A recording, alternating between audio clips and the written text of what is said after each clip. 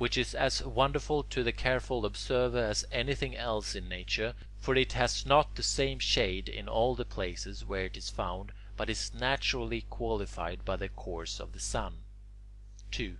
That which is found in Pontus and Gaul is black, because those countries are nearest to the north. As one passes on from north to west, it is found on a bluish shade; due east and west, what is found is of a violet shade. That which is obtained in southern countries is naturally red in quality, and therefore this is found in the island of Rhodes and in other such countries that are nearest to the course of the sun. 3. After the shellfish have been gathered, they are broken up with iron tools, the blows of which drive out the purple fluid like a flood of tears, and then it is prepared by braying it in mortars. It is called ostrum, because it is taken from the shells of marine shellfish. On account of its saltness, it soon dries up, unless it has honey poured over it. Chapter 14. Substitutes for purple, yellow ochre, malachite green, and indigo. 1. Purple colours are also manufactured by dyeing chalk with madder root and with hysginum.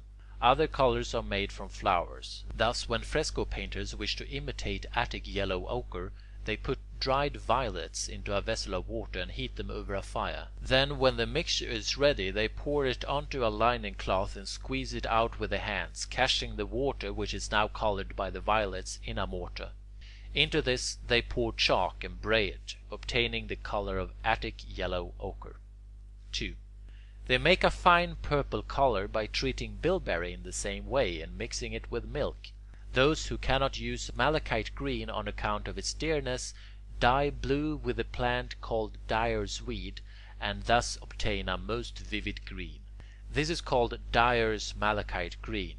Again, for want of indigo, they dye Selanusian and Anularian chalk with woad, which the Greeks call isatis, and make an imitation of indigo. 3. In this book I have written down, so far as I could recall them, the methods and means of attaining durability in polished finishings, how pictures that are appropriate should be made, and also the natural qualities of all the colours. And so, having prescribed in 7 books the suitable principles which should govern the construction of all kinds of buildings, I shall treat in the next of water, showing how it may be found in places where it is wanting, by what method it may be conducted, and by what means its wholesomeness and fitness may be tested. End of Book 7.